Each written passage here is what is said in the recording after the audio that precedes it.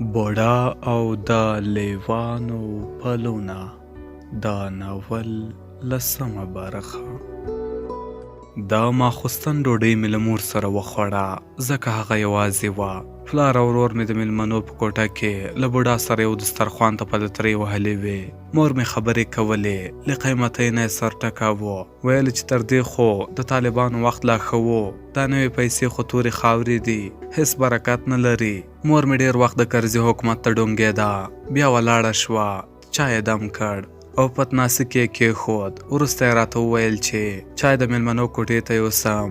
ما هم پتنوس راواخیست، د میلمنو کوټې ته ورغلم. ورور مې په بخارۍ پورې لرګي پسې کول، خو بوډا او زما پلار د سیاست په اړه سره غږېدل. بحث یې تود و. پلار مې پر کرزي خاورې اړولې، ویل چې سوړ سړی دی، جدیت نه لري، په حکومت کې د کار وړ خلک لږ دي او د خلکو په ژوند کې د پام وړ کوم مثبت بدلون نه دی راوستی. خو بوډا بیا د کرزي حکومت غنیمت ګاڼه، ستونزې او خالیګاوې یې منلې، خو مجبوریتونه یې هم یادول او پر دې خبره ټینګ ولاړو چې که دا ځل ګډوډي جوړه شوه نو دومره وینې به وبهیږي چې له خلکو نه به تېر وحشت هیر کړي.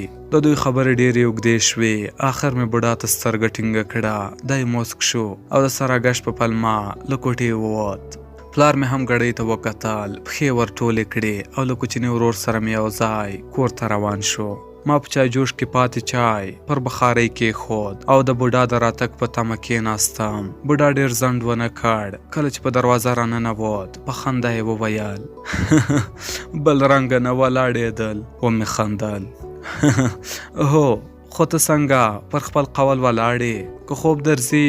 بوډا زما په مقصد وپوهېد او په داسې حال کې چې پر خپل ځای کېناسته په خندا یې وویل نه بچیه، شپې اوږدې دي، خبرې به کوو، خو دا راته ووایه چې په کوم ځای کې وم؟ په بیړه مې وویل. انور د کار کولو ته نه پرېښود. بوډا یو سوړ اسویلی ویست او ویې ویل ژوند همداسې پر مخته. لاسي ریړۍ مې د لرګي په یو غرفه بدله شوه او د لمر له وړانګو نه سیوري ته شوم. بیا مې د کیمپ په بازار کې یو دوکانګی په کرایه ونیو او خوراکي شیان مې پکې واچول. انور به تر غرمې په ښوونځي کې و او مازدیګر به یې د کیمپ څو ماشومانو ته انګریزي ورښوده، ځکه د څو کاله کورسونه ویلي و او پر انګریزۍ ژبه ښه اوښته. ژوند ښه و، ګزاره کېده، څه پیسې به دوکان راته جوړولې او څه به هم انور له زده کوونکو نه فیس اخیست. دی به د هرې میاشتې په پای کې راته کېناست او ګټلې پیسې به یې زما مخې ته کېښودې. انور زلمی و، خو هېڅ وخت به یې پیسې په جیب کې نه ګرځولې. د اړتیا پر وخت به یې ماته خوله جینګه کړه او کله چې به مې تر اړتیا ډېرې پیسې ورته ونیولې، یوازې دومره به یې ور واخیستې چې ضرورت به یې ورته درلود. دی هېڅ وخت بې ځایه نه ګرځېده، درانه خویونه یې لرل، لږې او په تول پوره خبرې یې کولې. په کوڅه کې به په ټیټ سر روانو او په ګاونډیانو کې دروند نوم درلود. انور په 18 کلنۍ کې لیسه خلاصه کړه، بیا د مهاجرو په یو پوهنتون کې امتحان ورکړ او په خپل لیاقت ډاکټرۍ ته بریالی شو. په هغه ورځ ډېر خوشحاله ښکارېده، سترګې یې له اوښکو ډکې وې. لومړی یې زما لاسونه په ښکلولو لاندې کړل او بیا یې کلکه غېږه راکړه. د خپل بریالیتوبونه زما د خولو د تویولو له امله ګڼل. په هغه شپه یې تر ناوخته زما پر ټټر سر ایښی و. نورې شپې به یې له ما له خولې نه خبرې اورېدې، خو په دې شپه د خوله ډېره ښورېده. زما ستونزې او کړاوونه یادول او د هغو خواریو په اړه غږېده چې د انور په وینا ما د ده لپاره ګاللې وې. انور په پوهنتون کې هم تکړه و. د درس ترڅنګ به یې د پخوا غوندې نورو ته انګریزي ورښوده. د به د لارې کرایه او د پوهنتون مصرف پخپله پوره کاوه او پر دې سربیره به یې د خپل لاس په ګټلو پیسو کله کله دوکان ته هم سودا راوړله. ورځې په اونیو بدلېدې، اونۍ په میاشتو او میاشتې هم په کلونو. د انور د زده کړو وروستی کال و چې پوهنتون یې د پاکستان حکومت وتاړه. دا د کرزي د واکمنۍ لومړۍ دوره وه. د خلکو بیا لیک لوست ته تمه پیدا شوې وه او د ښوونځیو، لیسو او پوهنتونونو زده کوونکي ډېر شوي وو. انور هم لنډه موده کابل ته راغی او کله چې په کابل پوهنتون کې خپل کارونه سم کړل نو موږ تصمیم ونیو چې باید خپل هیواد ته لاړ شو. هماغسې وشول. موږ 3 تنه پېښور ته تللي وو، زه، میره او انوار. خو د راتګ پر مهال د میرې هډوکي د پېښور په خاوره کې پاتې شول. کله چې تر 20 کلن هجرت وروسته بیرته قرهباغ ته لاړو، زموږ د کور پر ځای یوازې د خاورو غونډۍ ولاړه وه. د کلي هدیره څو چنده لویه شوې وه او د کورونو په دیوالونو کې د ګولیو د لګېدو ځایونه ښکارېدل. دا خاورو غونډۍ مو هواره کړه او د کور پر پخوانی ځای مو د پخوا غوندې 2 کوټې او 1 دالان جوړ کړ.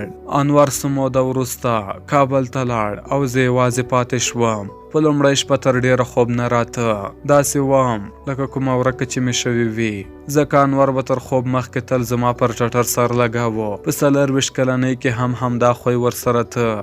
د به تر ډېره زما پر ټټر سر ایښی و، پیچلي ویښته به یې په استره باندې لګېدل او خوند به مې ورنه اخیست. موږ به له یوې او بلې خوا سره غږېدو، خو د پخوا غوندې به مو ډېرې خبرې د شیرینو په اړه وې.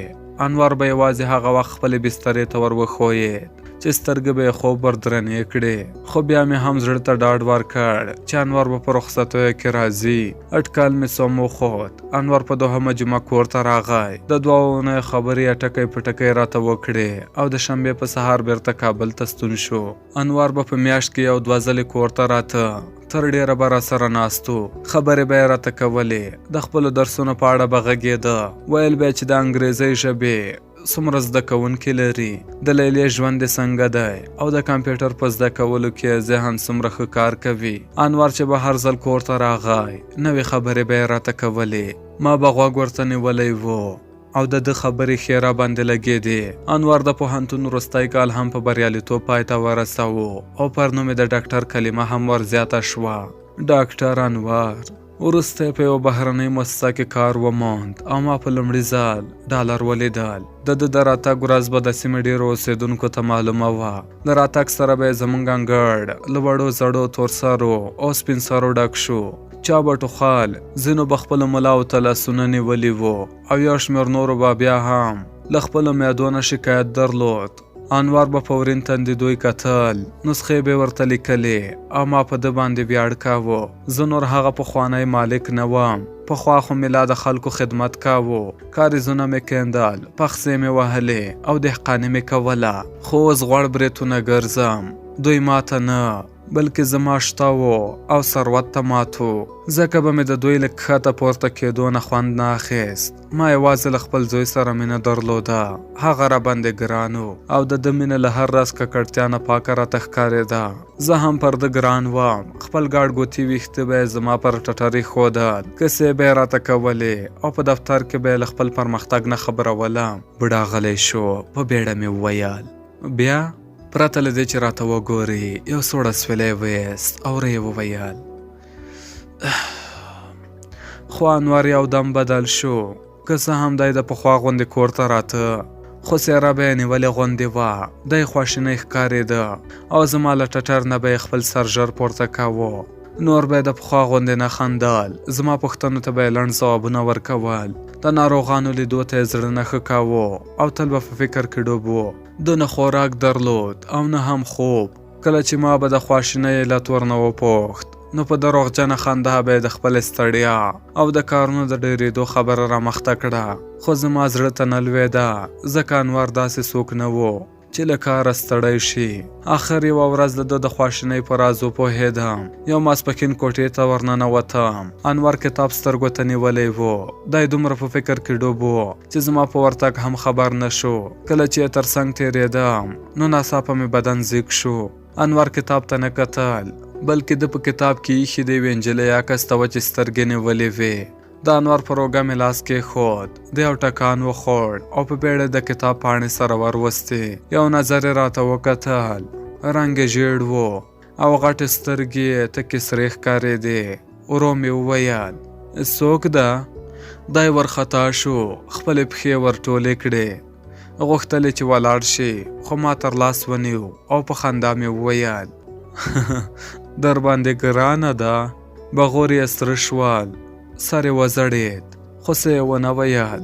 ما زیاته کړه، ګوره زویه، مینه ګناه نه ده، خو زه ستا پلار یم. باید پوه شم چې تا څوک خوښه کړې.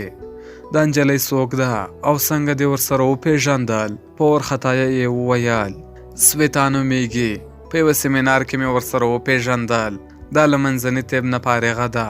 په خندا مې وویل سویتا څه عجب نوم دی. په شرمېدلې غږ شونډې وخوځېدې. ښه نجلۍ ده، مور او پلار یې درانه خلک دي. پلار یې څه کاره دی؟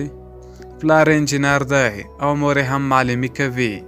دوی یوازې همدا یوه لور لري. یوه شېبه غلی وم، بیا مې کتاب ته لاس ور وغځاوه. خو انور په کتاب ګوتې ټینګې کړې او په شرمېدلې غږ یې وویل ابا لوله مې. ما وخندل پوهېږم زویه، تر اوسه هم د کتاب په لوستلو بوخت وې. یوه شېبه یې راته وکتل، پر پراخ تندې د خولو څاڅکي پراته وو. شونډې یې یوې خوږې مسکا بدرګه کړې او په بیړه له کوټې ووت. عکس مې راواخیست. یوه نجلۍ وه چې له تور پړونې نه یې ژېړ ویښته راوتلي وو. د شنې سترګې درلودې او څېره یې تر ډېره انګریزانو ته ورته وه. یوه لحظه فکر په مخه کړم، وروسته مې په زړه کې راتېره شوه هلک مین دی، راځه زړه یې مه ورماتوه. بوډا غلی شو، ما ته یې وکتل او په خندا یې وویل څنګه ته خو به نه یې مین؟ ما وخندل